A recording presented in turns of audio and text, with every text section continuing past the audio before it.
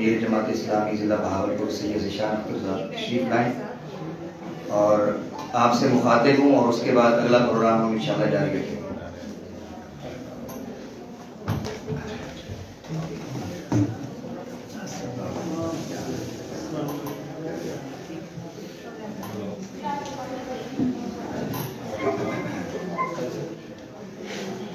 السلام علیکم ورحمۃ اللہ وبرکاتہ۔ نحمده ونصلی علی رسوله الکریم، اما بعد، اعوذ باللہ من الشیطان الرجیم، بسم اللہ الرحمن الرحیم۔ قال اللہ تعالیٰ فی القرآن المجید والفرقان الحمید، یا ایھا الذین آمنوا اتقوا اللہ حق تقاتہ ولا تموتن الا وانتم مسلمون۔ صدق اللہ العظیم۔ انتہائی قابل صد احترام اساتذہ کرام اور خضرا حضرات، اور بہت ہی قابل صد احترام آج کے ہمارے اس منزل مقابلے کے جج صاحبان، جو سب اپنی گوناگو مصروفیات میں سے آج وقت نکال کر تشریف لائے ہیں، اور میرے لیے بہت ہی عزیز پیارے بچوں اور بیٹیوں، سب سے پہلے تو اللہ رب الرحمن کی اس توفیق پر ہم اس کا شکر ادا کرتے ہیں کہ اس نے اپنے اس عظیم الشان کتاب کے ساتھ ہمیں منسلک کیا ہے، اور یہ اس کی خاص رحمت ہے۔ اس نے ہمیں منتخب کیا کہ ہم اس قرآن عظیم الشان کی تحفیظ کے ذریعے اسے اپنے سینے میں محفوظ کریں۔ دار ارقم سکولز کے ڈائریکٹر کی حیثیت سے بھی مختلف مواقعوں پر تحفیظ کے پروگرامات کے اندر بھی شرکت کا موقع ملتا ہے، اور ظاہر ہے کہ جو دار ارقم سکول سسٹم اس وقت پورے پاکستان کے اندر سب سے بڑا اسلامک نیٹ ورک ہے، اور اس تناظر کے اندر کہ اس کا یہ ایک بہت ہی منفرد نظام ہے کہ جس میں بچوں کو صرف قرآن کی تحفیظ نہیں کروائی جاتی، بلکہ عصری تعلیم اور قرآن کی تحفیظ کے ساتھ ساتھ جو اس کا ایک بہت خوبصورت اور ماڈل ہے کہ وہ اپنے ان نونہالوں کو اور قوم کے مستقبل کو نبی محمد مصطفیٰ صلی اللہ علیہ وسلم کی سیرت کی روشنی میں ہم ان کے کردار کو سنوارنے کی کوشش کرتے ہیں، اور باقاعدہ اس کا ایک پورا سلیبس بھی ہے، اور اخلاقی طور پر عملی طور پر اس کردار سازی کی ہم کوشش کرتے ہیں کہ جو نبی رحمت محمد مصطفیٰ صلی اللہ علیہ وسلم نے ہمارے سامنے پیش کیا ہے۔ الحمدللہ ہزاروں کی تعداد کے اندر ہر سال اس پورے نیٹ ورک سے حفاظ کرام نکلتے ہیں اور اپنی دیگر تعلیم کو مکمل کر کے اس معاشرے کا حصہ بنتے ہیں۔ الحمدللہ دار ارقم سکول سسٹم اس کا بھی اہتمام کرتے ہیں کہ جو بچے بھی ہمارے پاس تحفیظ کا کام مکمل کر لیں، ان کے لیے تراویح کا اہتمام بھی کیا جائے، تاکہ منزل جو ہے وہ ان کی مکمل طور پر ان کو ازبر بھی ہو، اور قرآن عظیم الشان کو پوری دل جمی کے ساتھ اور جس طرح سے اس کو پڑھنے کا حق ہے اس کو بھی ادا کرنے کی کوشش کی جائے۔ الحمدللہ یہ ایک بلیسنگ ہے اس پاکستان کے معاشرے کے اندر، یہاں ہزاروں بچے تحفیظ کے ماحول سے گزرتے ہیں، اور ایک برج کا کام میں سمجھتا ہوں کہ دار ارقم سکول نے اس وقت مینیج کیا ہے۔ ظاہر ہے ہمارے پاس جو قرآن حضرات ہیں یہ عمومی طور پر مدارس سے جو ہمارا ایک سیٹ پیٹرن ہے پورے بر صغیر کے اندر، وہاں سے پڑھ کر آئے ہوتے ہیں، اور مدرسے کا ایک اپنا ماحول ہے، اس کی ایک اپنی ضروریات ہیں، اس کی متقاضیات ہوتی ہیں، لیکن اس کے اندر ایک ظاہر ہے کہ پروپیگنڈا بھی رہا ہے، جس کے اندر والدین خاص طور پر جو متمول گھرانوں کے ہیں ان کو بہت سی تشویش بھی ہوتی تھی کہ وہاں بچوں کو مدرسے کے ماحول میں کیسے بھیجا جائے، کیسے معاملات کیے جائیں۔ تو ظاہر ہے کہ یہ پروپیگنڈا ہمارے ہاں مختلف حوالوں سے مختلف کمیونٹیز کرتی رہتی ہیں۔ الحمدللہ مدارس کا ماحول بھی ہمارا بہت خوبصورت اور بہت شاندار ہے، لیکن اس کے ساتھ اب یہ جو اضافہ ہوا ہے کہ ایسے والدین کے جو پھر بھی مطمئن نہیں ہوتے، ان کے لیے ہم نے دار ارقم سکول نے یہ جو اہتمام کیا ہے کہ سکول کے ماحول کے اندر بیٹھتے ہوئے ڈسپلن کے ساتھ اور انہی عصری تعلیم حاصل کرنے والے بچوں کے ساتھ یہ بچے جو ہیں وہ آتے ہیں، اور 8 یا 9 گھنٹے جو بھی ٹائم ہے اس کا وہ اس کے اندر سپینڈ کرتے ہیں، اور خدا حضرات ان پر محنت کرتے ہیں، اور اللہ کی رحمت اور توفیق سے پھر یہ تحفیظ کی اس منزل کو حاصل کرتے ہیں۔ تو یہ ایک میں سمجھتا ہوں کہ معاشرے کو ایک نیا چیپٹر دیا ہے دار ارقم نے، اور بہت کامیاب یہ ماڈل ہے. یہ حفظ کرنے کے بعد پھر آگے اس کا سسٹم کیسا ہوگا. اور یہ جو اس طرح کے آج مقابلے ہیں، منزل مقابلہ ہے، اسی طرح لہجے کا مقابلہ ہے، اسکول کی سطح پر بھی ہے، ریجن کی سطح پر بھی ہے، پھر ملکی پاکستان کی سطح پر بھی ہے. اس سے ظاہر ہے کہ ایک حوصلہ افزائی ہوتی ہے، بچوں کی شوق اور رغبت پیدا ہوتی ہے. تو یہ ایک بہت ہی شاندار کام ہے. اور دار ارقم اسکول نے جو اپنا ایک موٹو یا جیسے کہہ لیجیے کہ نصب العین رکھا ہے، ظاہر ہر جو تعلیمی ادارہ ہے یا کوئی بھی ادارہ ہو، کوئی نہ کوئی ہدف اپنا سامنے رکھتا ہے اور اسی کے بارے میں وہ بار بار گفتگو بھی کرتا ہے. اس کے لوگوں کے اندر بھی، اس کے نعرے کے اندر بھی ہوتا ہے. دار ارقم نے جو اپنا یہ ماڈل بنایا ہے، فی الدنیا حسنہ و فی الآخرۃ حسنہ، ظاہر ہے کہ یہ وہ دعا ہے کہ جو پیارے نبی محمد مصطفیٰ صلی اللہ علیہ وسلم کو اللہ تبارک و تعالیٰ نے قرآن عظیم الشان کے اندر سکھائی بھی ہے اور بنیادی طور پر امت کو سکھائی ہے کہ ربنا آتنا فی الدنیا حسنہ و فی الآخرۃ حسنہ وقنا عذاب النار.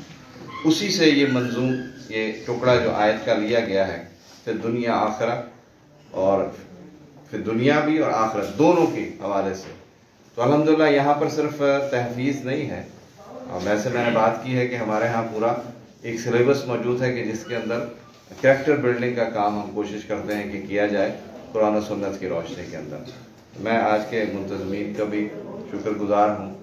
مصروفیات تو ظاہر ہے الیکشن کے تناظر میں بھی ہیں، اور دار ارقم کے معاملات کے اندر بھی، کیونکہ میرے پاس جنوبی پنجاب کا دار ارقم کا پورا سیٹ اپ بھی ہے، اس کی نگرانی بھی گاہے بگاہے ہوتی رہتی ہے، ملاقات رہتی ہے، اسکولوں کے اندر جانے کا موقع بھی ملتا ہے. میں دعا گو ہوں اپنے تمام جو اسکول آج حاضر ہوئے ہیں، ان کے اساتذہ کرام، خاص طور پر قرآن حضرات کا، یہ بڑی محنت اور جانفشانی کے ساتھ ان نونہالوں کو قرآن کی تعلیم یہ دے رہے ہیں. اس سے بہتر اور اعلیٰ تعلیم اور کوئی نہیں ہے. یہ ہمارا جو ایک خیال ہے نا کہ یہ عصری تعلیم ہے، سائنس ہے، یہ سارے علوم ہی قرآن و سنت سے پھوٹے ہیں. اصل جو علم کا جو مخزن کہہ لیں، جو جڑ کہہ لیں، بنیاد کہہ لیں، وہ قرآن ہے اور نبی صلی اللہ علیہ وسلم کی سیرت ہے.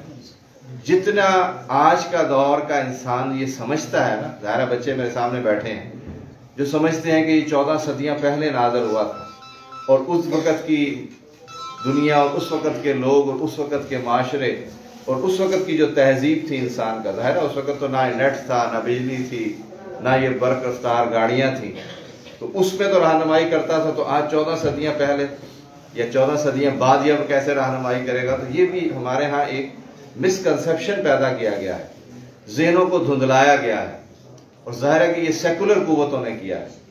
جب یہ بات طے ہے کہ اللہ نے یہ آخری کلام اس انسان کے اوپر نازل کیا ہے اور اس کے بعد اب کوئی اور کلام نہیں آنا ہے، کوئی اور حکم نہیں آنا ہے، اور ظاہر ہے کہ ہم بھی یہ بات بڑے کہہ لیجیے فخر سے بھی کرتے ہیں، محبت سے بھی کرتے ہیں کہ آقا دو جہاں محمد مصطفیٰ صلی اللہ علیہ وسلم خاتم الانبیاء ہیں. آپ کے بعد کوئی نبی نہیں آنا ہے، آپ امام الانبیاء ہیں، آپ کے بعد کوئی بشر اس مقام پر نہیں پہنچ سکتا، آپ تنہا بشر تھے اور آپ کی عظمتیں بہت ہیں. ظاہر ہے کہ ان کے ساتھ اس امت میں شامل ہونے کا شرف جو ہمیں حاصل ہوا ہے، یہ رب کی بہت بڑی نعمت ہے. لیکن اس کے تناظر میں یہ ہے کہ یہ جب نبی صلی اللہ علیہ وسلم آخری ہے، ماڈل آخری ہے، اور ایک ہی ماڈل ہے، لقد کان لکم فی رسول اللہ اسوۃ حسنہ کے تناظر میں، اور پیغام بھی اب آفاقی اور آخری ہے، تو خود بخود اس کے معنی یہ ہیں کہ اللہ تبارک و تعالیٰ نے یہ اتنا کمپلیٹ، مکمل، اتنا کمپریہنسو، یعنی اتنا واضح اور اتنا ماڈرن رکھا ہے کہ ہر زمانے کا یہ امام قرآن ہے. ہر زمانے میں یہ قوم کی اور امت کی اور بنی نوع انسان کی رہنمائی کرتا ہے. جتنا انسان تصور کر سکتا ہے کہ ہم جدید ہیں، قرآن اس سے زیادہ جدید ہے، ہر وقت کا امام ہے. اسی لیے رب نے یہ فرمایا کہ قیامت تک آنے والا جو آخری انسان ہے، اس کو بھی اگر کہیں ہدایت ملنی ہے، نور ملنا ہے، کہیں پر اسے زندگی گزارنے کا ڈھنگ اور طریقہ ملنا ہے، تو وہ اسی قرآن سے ملنا ہے. تو جب ہم قرآن پڑھتے ہیں نا، جو قرآن کی تحفیظ اپنی جگہ ایک بہت بڑا، ظاہر ہے اس میں تو بہت ساری احادیث ہیں، یہ وقت نہیں ہے، آپ سب لوگ جانتے بھی ہیں کہ اس کی فضیلت اور اس کی عظمت کے بارے میں خود پیارے نبی صلی اللہ علیہ وسلم نے بے شمار بشارتیں دی ہیں. لیکن جو اس کا اصل پیغام ہے وہ ہمیں یاد رکھنا ہے کہ یہ زندگیاں تبدیل کرنے آیا ہے. یہ نظام کے اندر، حکومت کے اندر، بادشاہت کے اندر یہ لیڈ کرنے آیا. امامت اس کی چاہیے، حکمرانی اس کی مطلوب ہے. تو جہاں حفظ ہم کر رہے ہوں اس کے معنی اور مفہوم کو بھی حاصل کرنے کی کوشش کریں، اور اس فکر کے ساتھ کریں کہ یہی ہمیں راستہ دکھانے والا ہے. یہ ہمارا کمپلیٹ انفرادی اور اجتماعی دائرے کے اندر، معاشروں کے اندر بھی، گھر کے اندر بھی، خود شخصی طور پر بھی رہنمائی مکمل ہمیں دیتا ہے.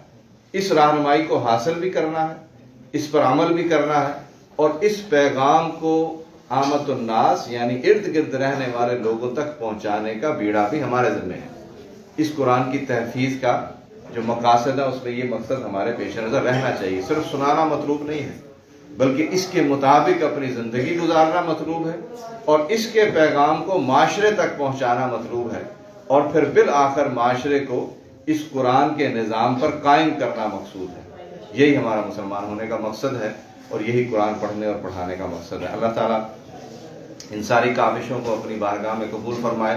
جتنے بھی قرآن حضرات ہیں، ہمارے آج جج صاحبان بھی تشریف لائے ہیں، یہ سب لوگ بڑے مصروف ہیں، اپنی گوناگوں مصروفیات سے نکال کر تشریف لائے ہیں، اور صرف اس لیے کہ ہمارے ان بچوں کی حوصلہ افزائی بھی ہو، اور ان کے لیے ایک مشعل راہ کی حیثیت سے بھی ان کا کردار اور ان کی زندگیاں ہیں کہ جنہوں نے اپنی پوری زندگی اس قرآن کی تحفیظ، اس کے پیغام کو آگے پہنچانے کی صحیح اور جدوجہد کے اندر گزارنے کا عزم کیا ہے.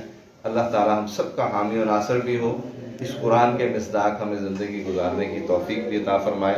اور دار ارقم سیٹلائٹ ٹاؤن نے شاید آج یہ میزبانی کی ہے، اور شہر کے اندر ہمارے ریجن کے قاری اصغر صاحب ہیں، انہوں نے اس سارے کام کو سجایا ہے. اللہ تعالیٰ ان کے علم میں، عمل میں، وقت میں، عمر میں، صلاحیتوں میں اللہ تعالیٰ برکت عطا فرمائے. وآخر دعوانا الحمدللہ رب العالمین.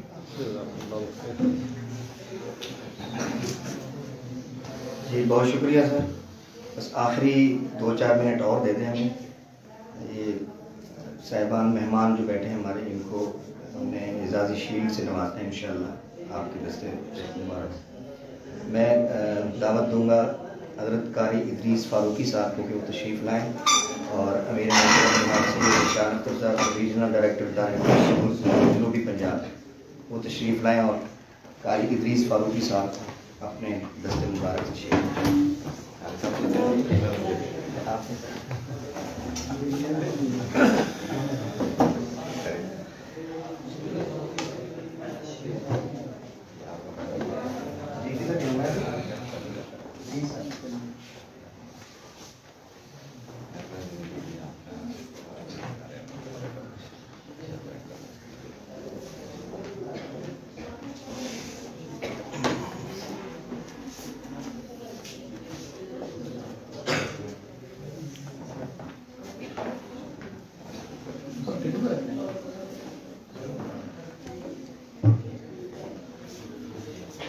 جی جناب محترم قاری عبدالرؤف صاحب.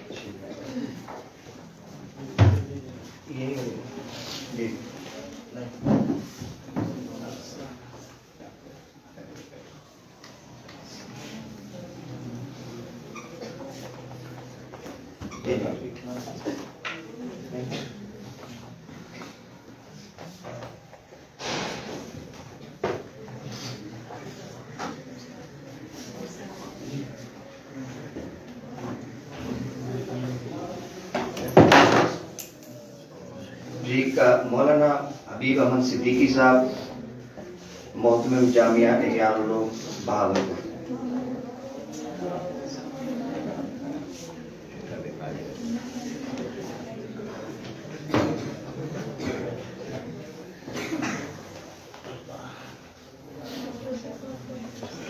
جی محترم عدنان فیصل صاحب تشریف لائیں.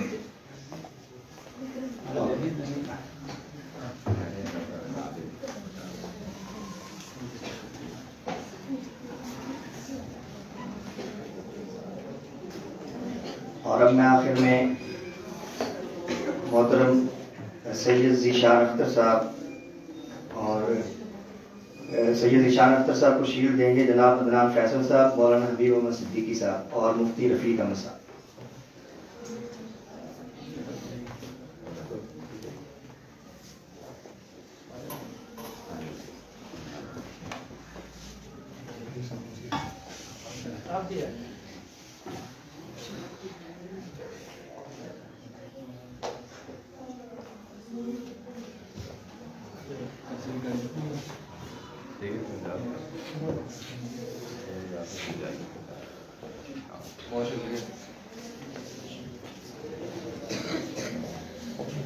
جی بسم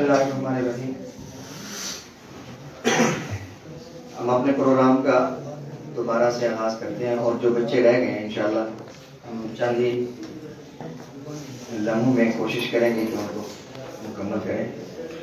جی قاری صاحب محترم، آپ کی طرف لسٹ تھی یا ایک بچہ میری طرف رہ گیا تھا؟